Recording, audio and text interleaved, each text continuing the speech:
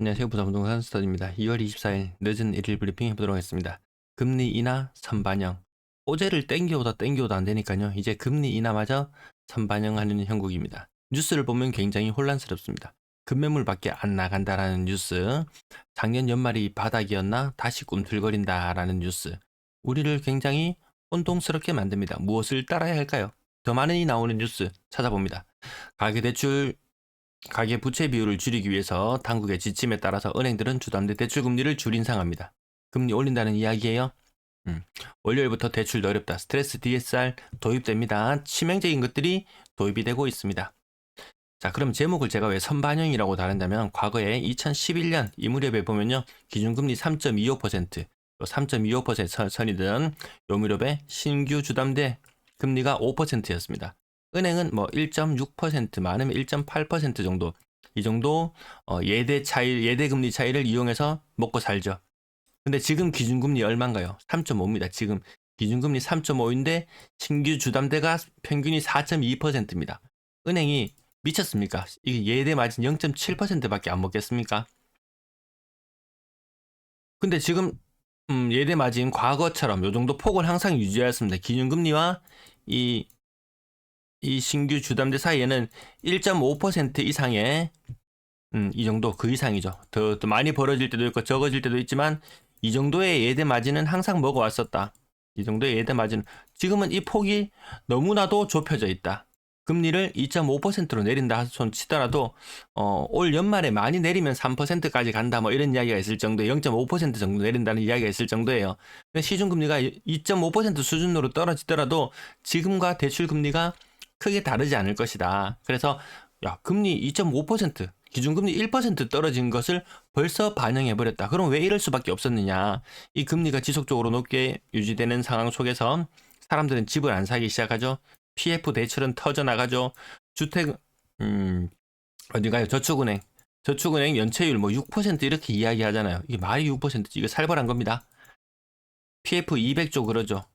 자, 이런 모든 문제들을 하나하나 차근차근 풀 생각은 안 하고 일단 틀어 막아놓고 금리 떨어지면 다 해결되겠지. 그냥 기우제 지내는 것밖에 안 되거든요. 어쨌든 이런 것들 해결돼 조짐은 안 보인다. 은행이 예대 마진을 지금 현재 23년 12월 현재 0.66%밖에 안 먹고 있습니다. 주택담보대출에 대해서. 정책적으로 굉장히 억누르는 거죠. 이거 빨간색은 예전 평균은 이 정도는 됩니다. 1.5% 이상은 예대 마진을 먹어왔습니다. 그러면 대출 총액을 줄이라고 정부가 주문을 합니다. 대출을 줄이면 어떡하나요? 금리를 올린다 그랬죠. 가상금리 더 붙여서 올려봤습니다. 은행은 그렇게 해서 장사를 해서 살아남을 거예요. 가계가 문제죠, 가계가. 금리만 떨어지면 다 해결될 줄 알았는데 아까 말씀드렸다시피 PF 문제 해결 안 됐죠. 저축은행 해결 안 됐죠. 가계부채 해결 마찬가지로 안 됩니다. 쿠팡 알리 감사합니다. 분양권 매도 물량 53,400개 연중 최고치 물량 수준에 왔고 다음 주가 되면 연중 최고치 물량을 다시 재갱신해서 올라갈 분위기예요. 전세 물량은 연초에 12,900에서 11,700 대략 1,000건 정도 줄어들어 있네요. 아직까지는 시장의 물량 괜찮은 정도다.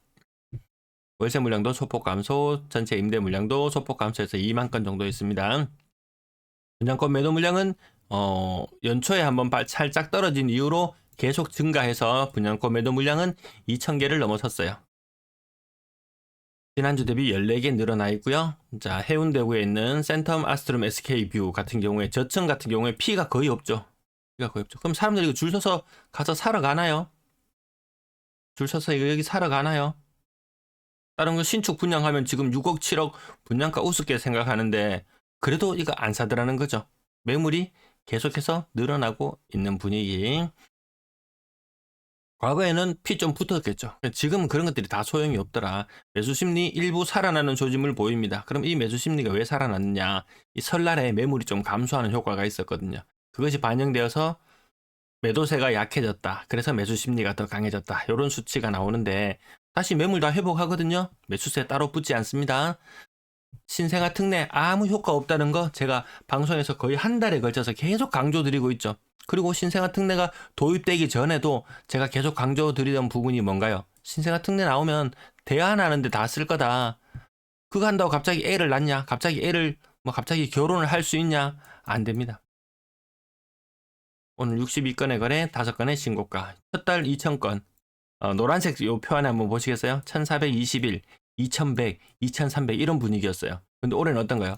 1900, 1600 내리막을 걸어갑니다. 내리막을. 그 결과는 여기 나와 있죠. 자, 날수가 비슷한 날을 찍어서 해보니까 최종 거래량은 1600건 정도. 2월달. 1월달에 1900건. 그러면 여기에 있는 추가 거래량이라고 적혀 있는 부분을 모두 더했는 것이 그 다음 달에 거래량이 되는 것이 보통 일반적인 모습이거든요. 근데 지금은 이 추가되는 거래량의 상당수가 이 왼쪽 편에 1월 달에 거래에 더 많이 쏠려 있습니다. 그 말인즉슨 2월의 거래는 줄어든다. W 17억. 몇 평인가요, 이거? 49평형? 네, 17억. 이런 거 비싼 거 제껴놓고 봅시다. 해운대 두산 리버드 제니스 고점 대비 40%.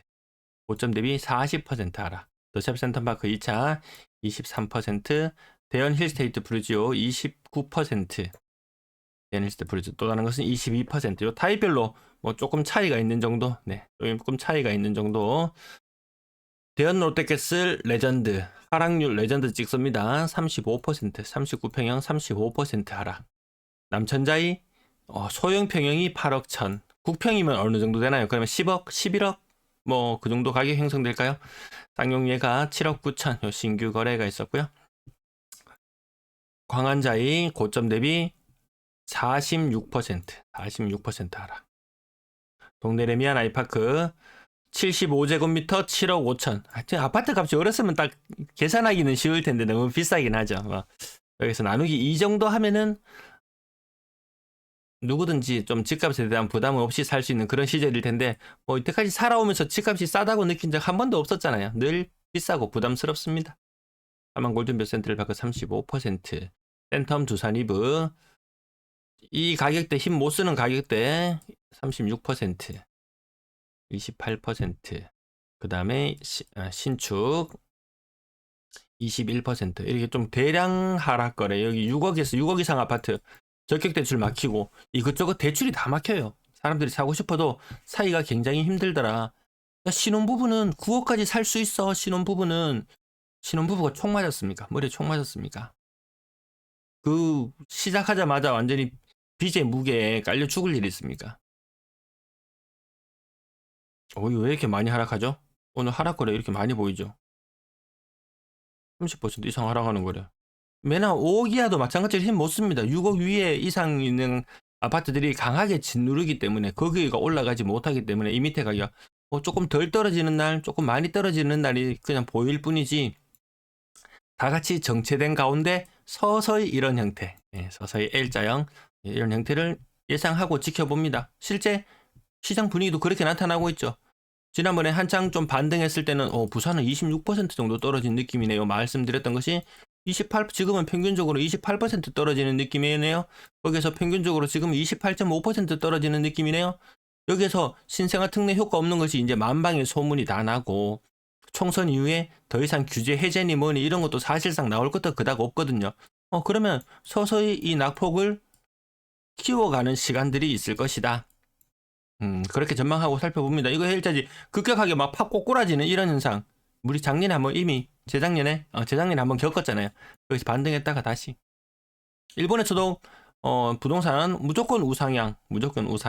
그러던 것이 한번 조정을 받고 살짝 반등을 한다든지 이렇게 내려간다든지 이런 현상들이 있었거든요.